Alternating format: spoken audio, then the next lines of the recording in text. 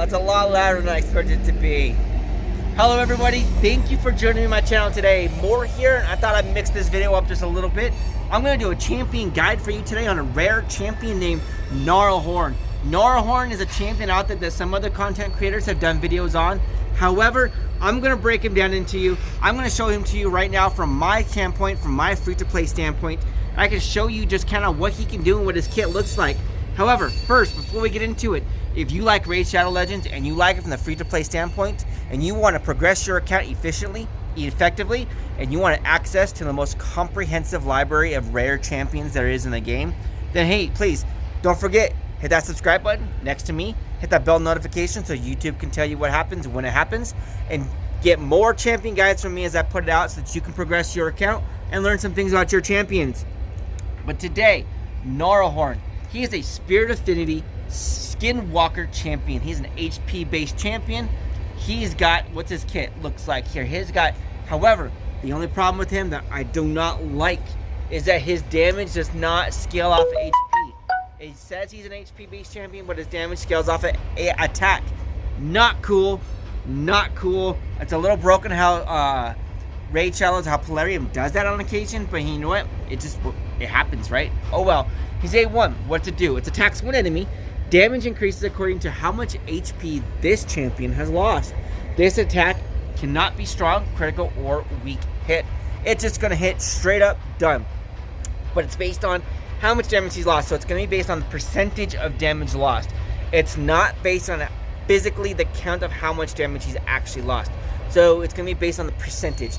That's my understanding of it. If you have a different understanding, leave me a comment below. Let me know. Set me straight and let me know what that really actually means, if it's something different than what I just said right now.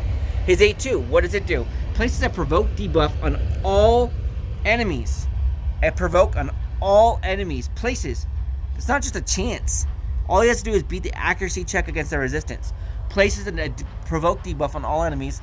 Places a 30% increased defense buff on this champion for 2 turns. So boom, he just pops it. Provokes everybody on the team, right? Increases the defense, some damage mitigation. He really takes less damage. Wow, nice. What's his A3 though? His A3 places an unkillable buff on this champion for 2 turns. It's on a 3-turn cooldown when you book it out. What's his A2 on? His A2 is on a 3-turn cooldown as well. So, what is the combo? The wombo combo for this guy is that he, boom, provokes the entire team, increases the defense of himself, and the next turn, it puts an unkillable buff on himself as well. This thing lasts 2 turns, or you can do it flip-flopped as well. Because you know what? The unkillable first just might be more beneficial, because he might not survive through all 5 hits depending on where you have in the content. If you have him on dungeons, if you have him on arena as well, that provoke is going to land, it's going to work, and he's going to take damage. That defense down, that's only 30%. It's not going to keep him alive completely.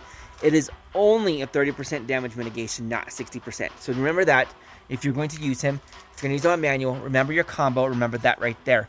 You want that unkillable first, you want the provoke second, so you can survive through the 1-turner provokes. Because that unkillable lasts for 2 turns as well. So it will work and it will be beneficial. His aura that he has increases ally defense in dungeons by 27%. That is basically another 30% defense buff for him and his team 100% of the time.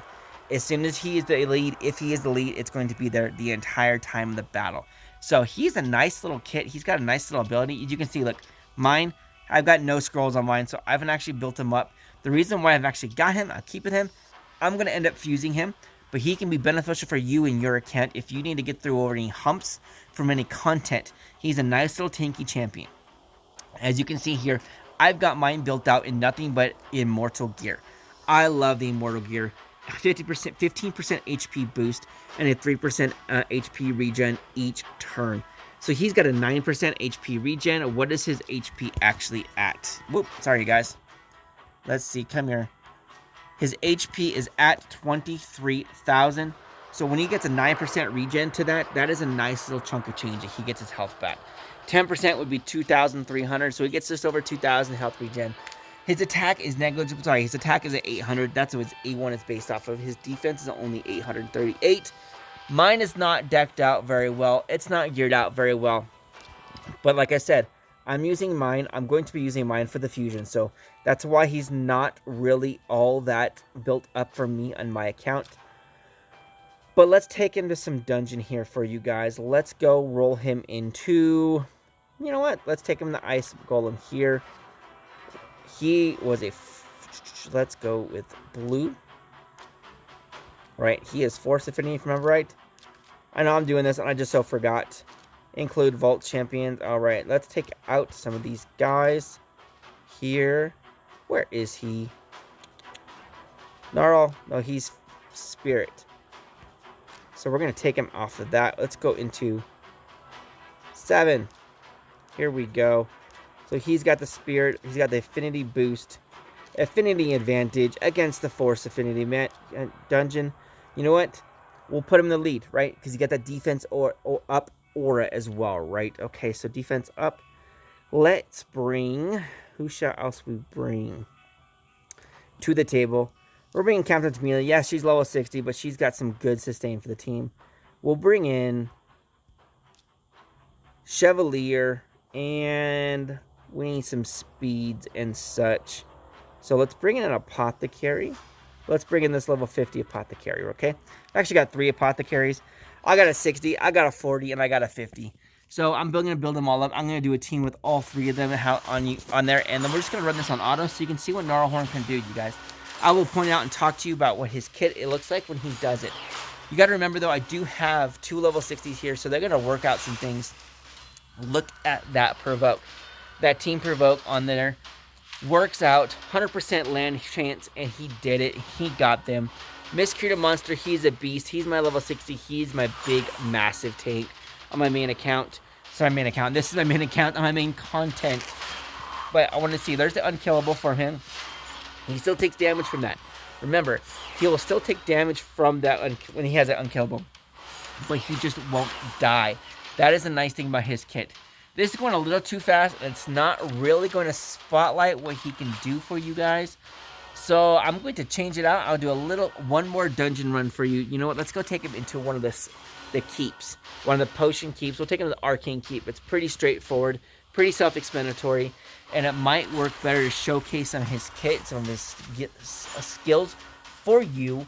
And we'll take him down to not quite such a good team as well. Okay, you guys. Real quick, one last run. Come here. Map. Arcane Keep. We'll go into round 10 of the Arcane Keep. We do not want Queen Eva, that Apothecary, or Miscreated Monster for that matter. We'll leave in Mr. Can, because he's got the debuff removal and steal. Apothecary, we'll put in this Apothecary. Come here. Thank you. We need one more. Who are we going to use? Who are we going to add to the mix here? Let's see. You know what? Let's add this chica. Mark Quest, come here. She's a rare champion. She's another Spirit of Affinity champion, but she's also another defense-based champion. She's Demon Spawn. She's got an AOE in there as well. She's a nice, good little clan boss, early, low difficulty champion. I've done a video for her recently. You can check it out. There's going to be a card up there in the corner. She can help progress you through your lower level low level clan boss if you want to use her. Mark Quest is her name. Second from the right. But back to Gnarlhorn. He just did his A1 right there. His A1, what is a one hit that's based off of attack and based off the amount of damage he has lost. So if he's at full HP, he's going to be hitting pretty weak, unfortunately. But that's okay, because really we just want him for tank. He's got that Provoke. He's got the AOE Provoke, which is what we want him to use, because he wants to control the waves. That is the name of his job. This is still running pretty quick, but I'm not going to do another round for you guys after this. Once this is done, we'll wrap up the video so you can see it. So you can get about your day. But Gnarlhorn, if you do have him, look into him. Consider him. He is a beast. AOE Provoke, do not sit on it. Do not sleep on that skill. AOE Provoke is a nice little ability. Provoke, what it does is it forces the champion or the enemy to attack you with their A1 skill. What that does, because the A1 is not usually the powerful skill. It's the A2 or A3 or A4, depending on the champion. Those are the powerful skills. But when you have Provoke on there, you're forced to only use the A1.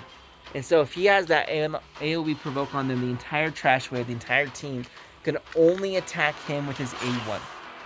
That is valuable, and that forces the team to do less damage to you while you take on the rest of the team and you just take them out. When Gnarlhorn is there, he's supposed to be the tank of your team. He takes the damage, he puts the unkillable buff on, and he forces them to provoke and attack him. He's like the tank from World of Warcraft, if you've ever played World of Warcraft, right? He keeps the aggro on him, and that is his job. So he's there to do that. Hey, thank you for joining me in my video today. If you haven't already, hit that subscribe button. Don't forget to hit the bell notification so that you can be notified when I put out new content. And I am working to create the most comprehensive library of rare and epic champions for champion guides that you can have access to so that you can learn things about your champions. Thank you, and I'll see you on the next video.